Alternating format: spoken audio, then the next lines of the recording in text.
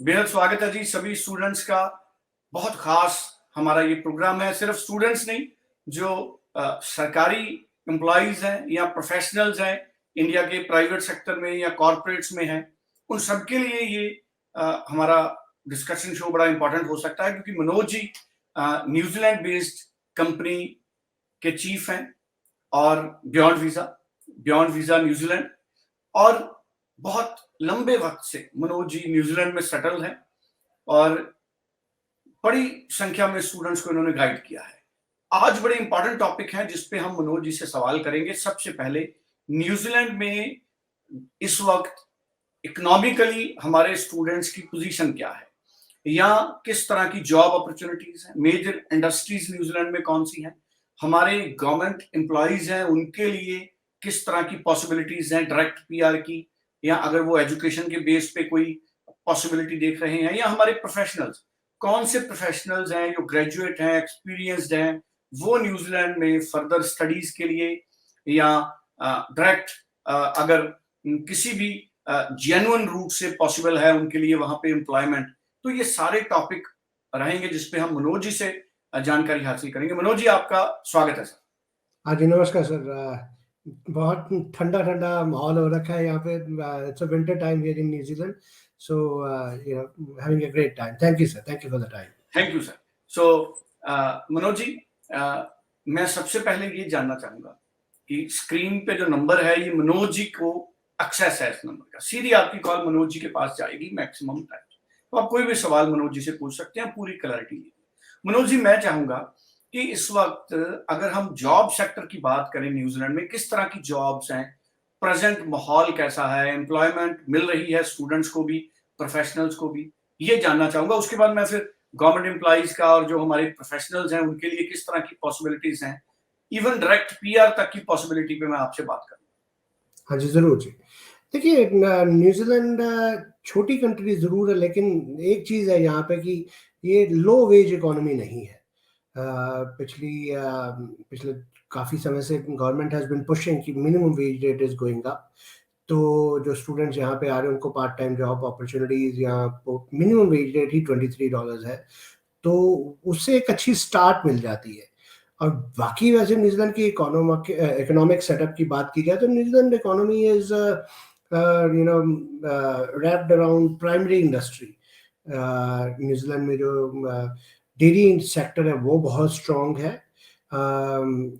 Dairy का जो dairy farming के साथ साथ जो प्रोसेसिंग प्लांट्स है, मिल्क प्रोसेसिंग प्लांट्स हैं, उनमें जो ड्राई मिल्क वगैरह बनता है उसमें बहुत वर्ल्ड के कम largest of the plants are here in New Zealand. वहाँ पे जो एक्टिविटीज़ है उसके अराउंड न्यूजीलैंड की काफ़ी इकोनॉमिक एक्टिविटी होती है कि मिल्क या प्राइमरी इंडस्ट्री तो आई, उसके साथ साथ जो इंजीनियरिंग रिलेटेड प्रोजेक्ट्स हैं वो भी इन इंडस्ट्रीज के हिसाब से चलते हैं। फिर उसके बाद यहाँ पे हॉर्टिकल्चर बहुत स्ट्रॉन्ग है, मीट इंडस्ट्री बहुत स्ट्रॉन्ग है, और वुड प्रोसेसिंग का भी काफ़ी है यहाँ पे स्कोप। तो ये जो प्राइमरी इंडस्ट्री है न्यूजीलैंड की, इसके अराउंड सारी की सारी इकोनॉमिक एक्टिविटीज़ होती हैं। उसके अलावा सर्विस सेक्टर भी बहुत स्ट्रॉन्ग है, जिसमें कि प्रोफेशनल्स के लिए अच्छी अपॉर्चुनिटीज़ हैं। मार्केटिंग सेक्टर हो गया या एचआर सेक्टर है, सप्लाई चेन है। तो मैं न्यूजीलैंड की करियर डेवलपमेंट एसोसिएशन का मेंबर हूँ, और हमारा फोकस है एम्प्लॉयबिलिटी पे।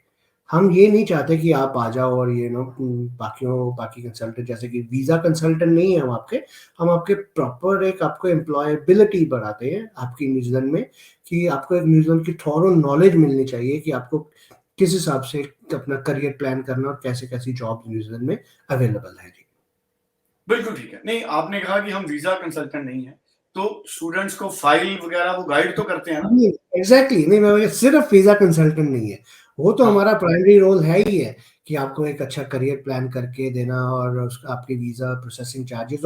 और मैं सुरेंद्र जी आपको बताना चाहता हूँ कि हमारे कोई वीजा प्रोसेसिंग चार्जेस नहीं है, सारी सर्विसेज फ्री हैं स्टूडेंट्स को। सिर्फ और अगर आपके पास फंड्स पुराने हैं तो आपको फीस भी जो कॉलेज की वो वीजा लगने के बाद देनी है, तो you got nothing to lose. बिल्कुल। आप इवन न्यूजीलैंड में तो जेन्युइन तरीका है, न्यूजीलैंड फीस ही आपकी वीजा लगने के बाद लेता है। एग्जैक्टली हाँ, वो अप्रूवल इन प्रिंसिपल आ जाता है और फिर उसके बाद आपकी कॉलेज की फीस जाती है और किन्हीं सर्कमस्टांसिस में एफटीएस भी वो इनवाइट करते हैं। तो वो सारा इसलिए कोई रिस्क नहीं है, सिर्फ आपकी जो वीज़ा फीस है और ये सब कुछ है वही लगना है।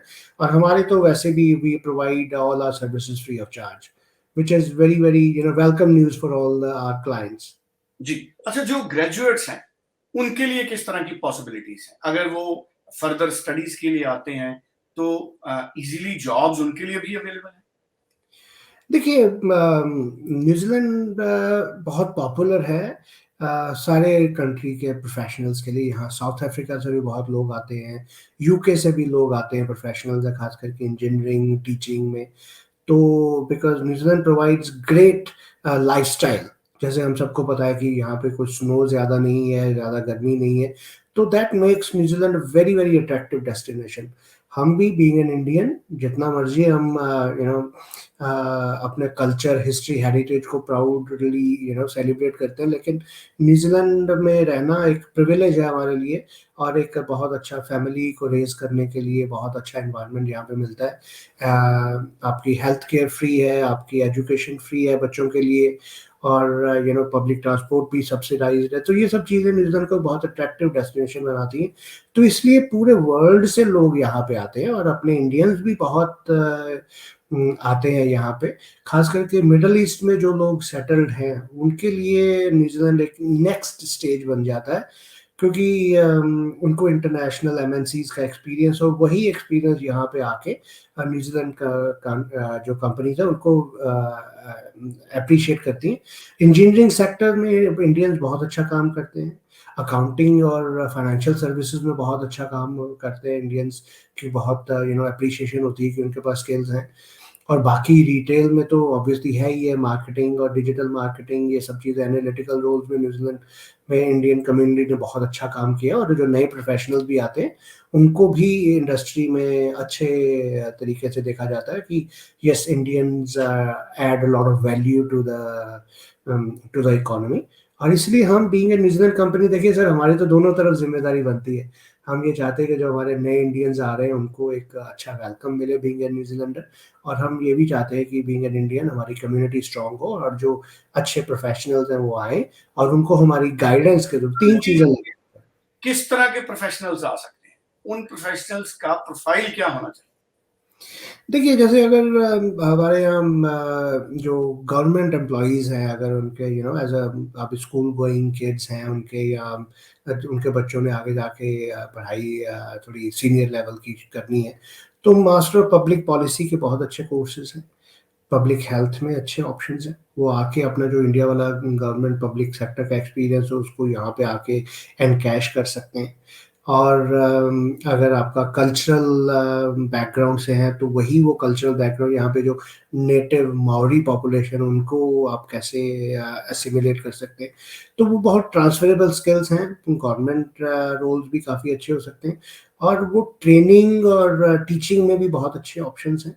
जो जैसे मैंने कहा टीचिंग तो रेगुलेटेड प्रोफेशन है, उसमें थोड़ा ज़रूर टाइम लगता है, लेकिन उसके बाद जो इंस्ट्रक्टर्स हैं जैसे कॉलेजेस के जो लेक्चरर्स हैं वो इन्हीं कॉलेजेस में ही आगे जाके एडजस्ट हो सकते हैं। अगर आपके पास कुछ स्पेशलाइज्ड नॉलेज है, अगर आपने इंडिया से पीएचडी वगैरह किया हुआ है तो उसके लिए आप आइए और यहाँ पे न्यूजीलैंड में एक मास्टर्स कोर्स कीजिए 1-1.5 साल का, उसके बाद 3 साल का पोस्ट स्टडी वर्क वीज़ा जिसमें आपके स्पाउस को फुल टाइम वर्क राइट्स है और बच्चों के लिए फ्री एजुकेशन है। तो it's a very great option. जैसे मैंने कहा है कि सप्लाई चेन में भी बहुत अच्छे ऑप्शंस हैं और अकाउंटिंग फील्ड में भी अच्छे ऑप्शंस मिल जाते हैं। तो देखिए 4, 4.5, 5 साल बहुत एक लंबा अरसा होता है, उसके बाद उनका इन बिटवीन उनके पीआर के भी ऑप्शंस अच्छे मिल जाते हैं। बिल्कुल ठीक है जी। सो बड़ी इंपॉर्टेंट इन्फॉर्मेशन मुझे लगता है मनोज जी ने हमारे साथ शेयर की है।